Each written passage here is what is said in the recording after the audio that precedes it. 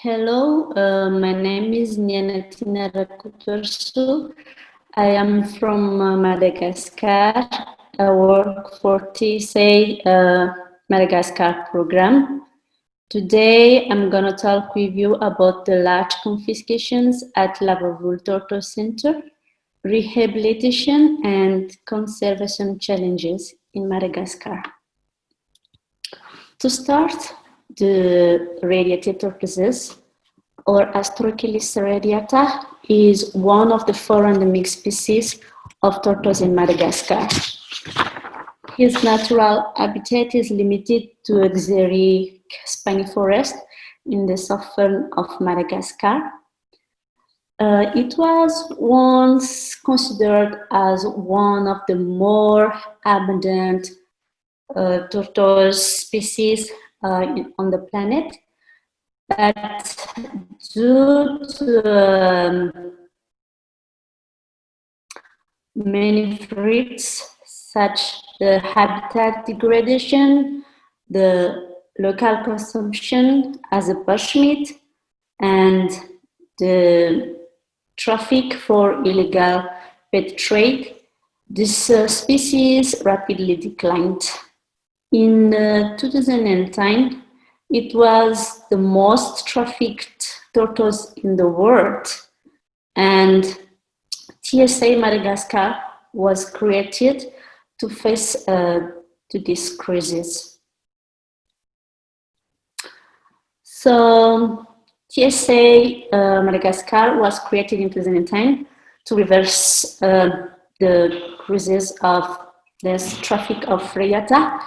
And to attain this goal, our approaches are: first, stop tortoise poaching by enforcing the law, but also through the application of local regulations like DINA or Lilintani with communities.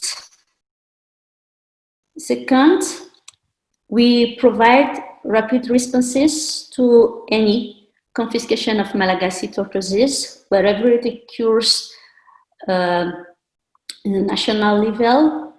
So TSA manages 5 trace centers, 2 in the south and 2 in the southwestern of Madagascar, and 1 in Antananarivo, the capital of Madagascar. After rescuing the tortoises, we maintain them in a secure and appropriate habitat, waiting for the opportunity to be released in the wild. So now we have 2 acclimatation centers, one Lavavolo Tortoise Center in the southwestern of Madagascar, and another one, Tortoise Conservation Center in the south of Madagascar. After that period of acclimatations, tortoises will be reintroduced in a secured release sites with the engagement of the local communities and in collaboration with the Ministry of the Environment and Sustainable Development.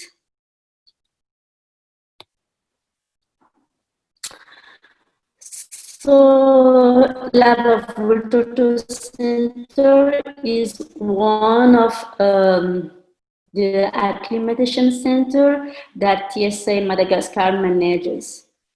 It was created in 2017 in the southwestern of Madagascar, and it is a natural forest fenced.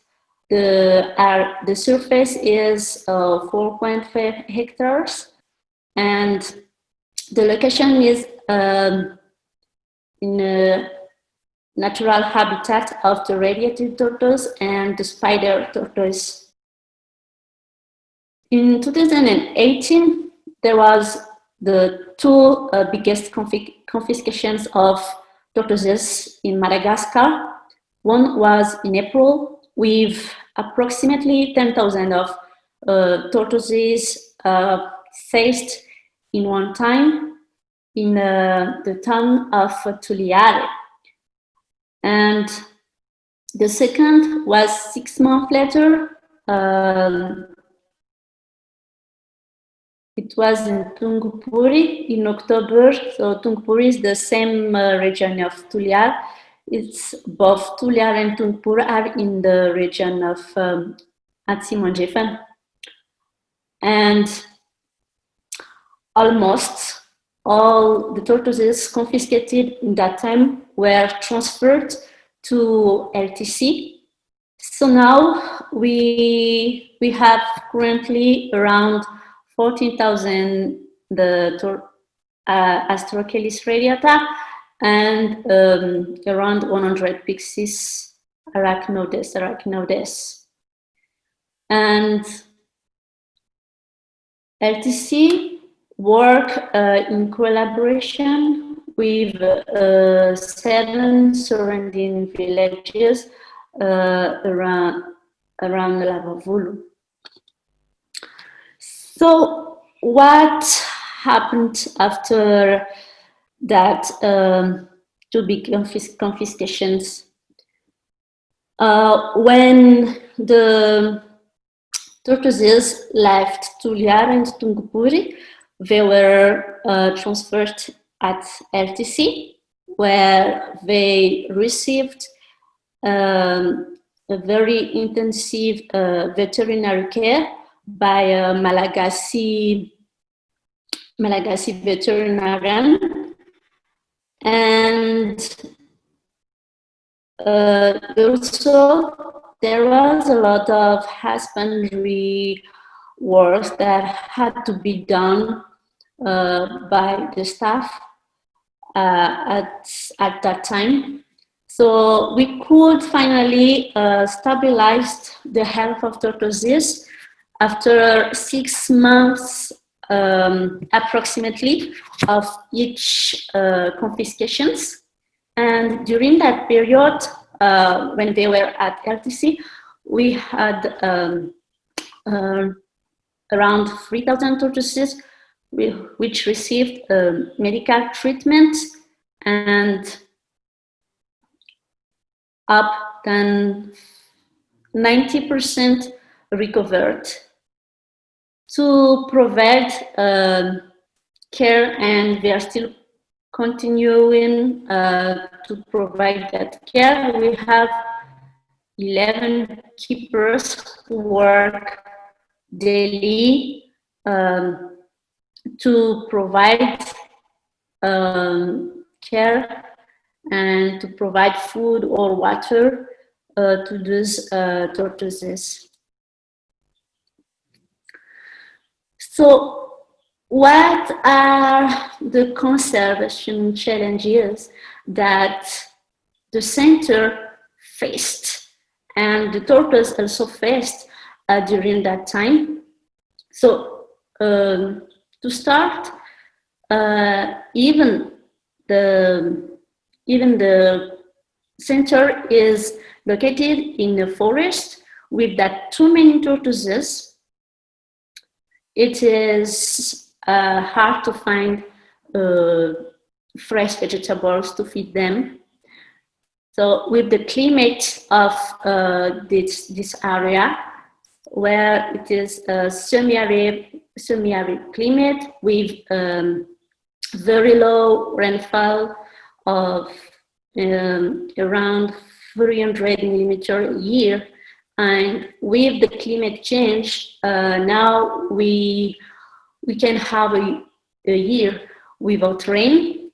So one of the big challenges that we were faced was to find the fresh vegetables and water for those tortoises, because when they were at that place in Tungpuri or Tulia, we need to know that the tortoises was in a very poor condition. They did not eat for a long time.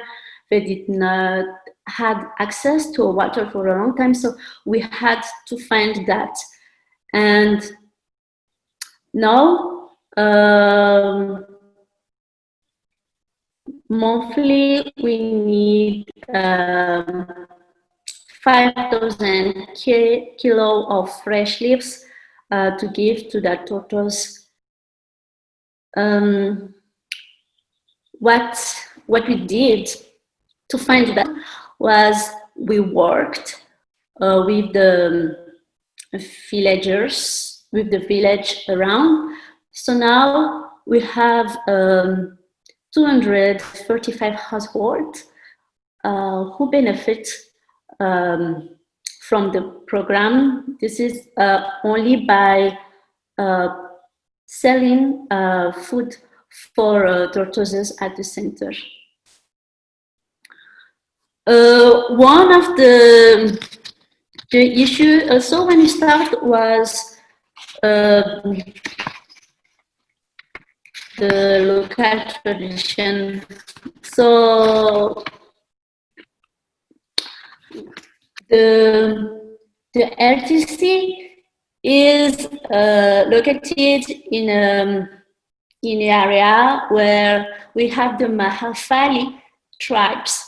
So these tribes, they have a taboo, which is to not touch and to not eat tortoises. So in another side, this helped a lot in the conservation of tortoise in that place.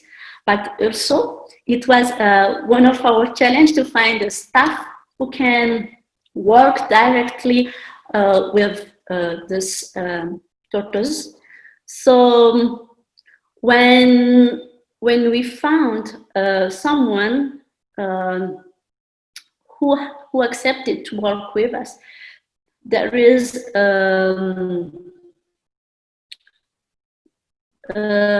many tradition that they have to do before working with us. So when we finally find someone to work with tortoises, the problem was also how can we find a qualified staff when we worked with in a place where most of people did not go to school. So